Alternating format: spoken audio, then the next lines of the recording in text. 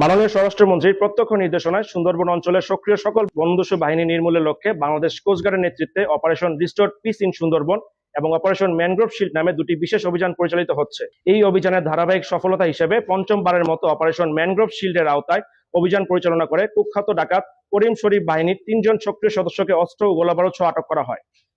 গোপন তথ্যের ভিত্তিতে জানা যায়, সুন্দরবনের কুখ্যাত ডাকাত করিম শরীফ বাহিনীর সদস্যরা বাগেরহাটের শরণখোলা থানাধীন সুন্দরবনের শেলা নদীর মোরা চানমিয়া খাল সংলগ্ন এলাকায় অবস্থান করছে। প্রাপ্ত তথ্যের ভিত্তিতে গত 13ই মে 2026 বুধবার বিকাল 5টা থেকে 2 দিন ব্যাপী কোস্টগার্ড বেস মংলা এবং স্টেশন কোকিলমণি কর্তৃক উক্ত এলাকায় বিশেষ অভিযান পরিচালনা করা হয়। অভিযান চলাকালীন কোস্টগার্ডের উপস্থিতি টের পেয়ে উক্ত ডাকাত দল গুলিবর্ষণ শুরু করে।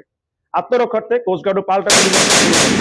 কোস্টগার্ডের তীব্র প্রতিরোধের মুখে ডাকাত দল পালানোর চেষ্টা করলে অভিযানকারী দল ধাওয়া করে করিম শরীফ বাহিনীর 3 জন সক্রিয় ডাকাত সদস্যকে আটক করতে সক্ষম হয়।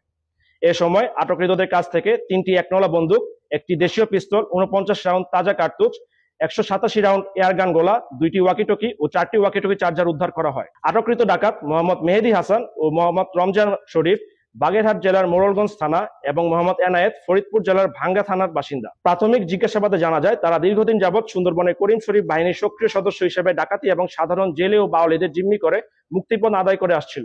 উল্লেখ্য, গত 13ই মে